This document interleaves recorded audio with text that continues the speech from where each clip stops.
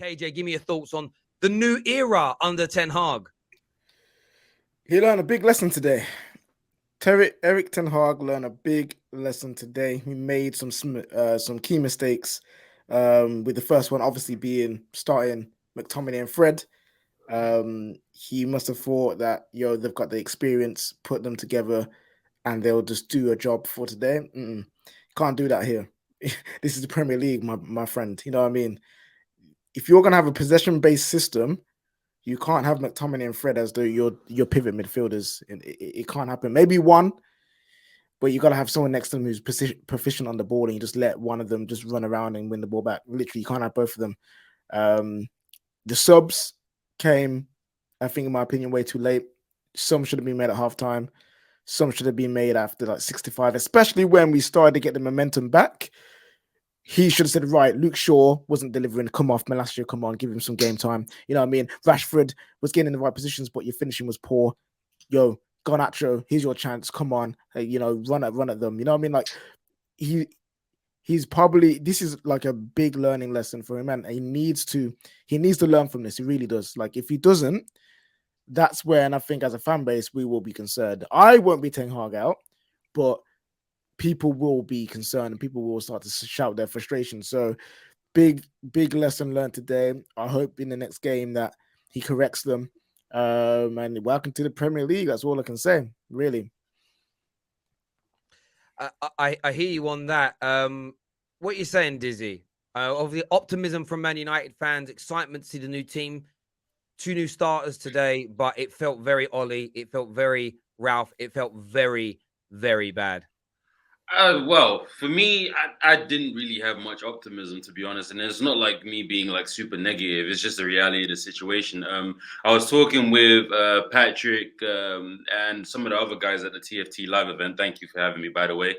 And they was like, nah, you guys have Brighton. You guys have him under control, blah, blah. And my thing was, when Ragnick said, I think before he left, he said, it doesn't take somebody with glasses to see the problems here. We need wholesale changes. We need 10 new players, whatever the case was. A couple weeks later, they shipped him back off to Austria or wherever the hell he went. For me, that was like, something ain't right here. Something ain't right. And then what's it called? You see the starting lineup and the whole defensive structure, minus Martinez, is exactly the same as last year. So I was like, yeah, I don't know about all this. I'm not going to lie. And also, on your point about Maguire, I think the problem isn't that he either commits or he like stays back. Is that when he doesn't commit, he's just watching the ball. He's not picking a man and making sure that he's marked. He's just standing in a half space where players can run around him and that sort of thing. And I think that's what the frustration is with a lot of United fans, to be honest. But, game 1, I'm pissed, but, it is what it is. Hopefully he's learned his lessons and some of the players that start today don't start tomorrow or next week. I hear that, Cam. From your point of view, there's a lot of players on the whose necks are on the line. A lot of fans angry with them. Fred, Rashford, Maguire, obviously getting a lot of stick today as captain. Sancho, people starting to lose patience with him. Is it weird to you that basically today's starting lineup, barring 2 new signings, was full of all the problematic players from last season? A little bit. I don't think Ten Hag can do what Conte did, where it was kind of like he started his old team being like, all right, my new signings, you got to play your way in. Old signings, like the dudes here, fight them off. Our old guys aren't good. Like, we brought him in for a reason, like, straight up. Like, Shaw was terrible for the first, like, I thought Malacia outplayed him in the whole I thought that was the whole thing. I'm like, oh, cool, Malacia's taken his spot. And then Shaw starts and is absolutely trash. Delo was good and bad. It was like, but we don't have anybody else. I'm not going to get on Maguire that bad. I don't think the center backs were terrible like that. The second goal, I can't remember, was all Scott McTominay's fault. Like, he lost the ball in the midfield and literally couldn't chase back. The one thing you hope he can do right is be athletic and get back, and he couldn't. Everybody discombobulated at that point. Sancho was bad, which sucks because I like Sancho and I wanted. But like, when has Sancho started a season good? Like, this is just, it's such a problem for this kid. He never starts a season well anywhere. So hopefully he figures it out because I have a lot of faith in him. The talent's there. Rashford's finishing. I mean, it's kind of the same thing. Like, we're saying a lot of the same things as last year, where it is unfortunate because it's not like Ten Hag's not trying to buy attackers. We got priced out of Antony. We clearly, Martial was going to start, and we might have seen something from him. He gets hurt. Rashford up top was never the thing. That was never supposed to be a thing. It should never be a thing. We all know that. I think Ten Hag knows that. He was strong in not starting Ronaldo. We can all say, anybody who was watching what was going on, we were all probably happy. He stuck to his guns. He did not start Ronaldo. Obviously, it hurt the team on the on the fucking scoreboard. But at the end of the day, I think it was the right decision, and it shows he's still the right manager, and he's going to make those decisions. Now the midfield is like, what do? We have to go. You know what? Go screw it. Give Barcelona 120 M's. Take Dest. Take Frankie De Jong. Give them everything they need. Because we need our midfield just needs sorting. I would start Iqbal. I would literally just be like, you know what, youngsters, go in there. And Donnie at the end of the day is probably a better choice too. But they're all out of position right now because none of these guys work in a double pivot. When you put Donnie beside Eriksen with Bruno, I don't see how that works either. But we were bad. Like there's no way around it. There's nothing else to be said other than we were really bad. That last spell at the end there for the last 20, 25, 30 minutes, we looked decent when Ronaldo came on. I will say that. But yeah, I want to see Malacia start next game. I'm done with Shaw. I really wanted that was Shaw was really bad. I don't think I see people coming for Martinez, and I'm like, I mean, it's his first game in the Premier League. It's his first game of the Prem, right? Like, yeah, he got pushed around a bit, but he stood up to all the fights. I'll give him that. Like they were bullying, they were coming at him, but he stood up to it. So it's his first game. I'm not going to go at him. And again, I'm not going to go that hard at Maguire because I think he was doing what he was asked to do realistically. Like you said, Terry, he was stepping forward. He was driving with the ball. I think he was asked to do that. So it's one thing or the other, right? So I don't know. Well, but Jinky Nose is here. What are you saying, mate?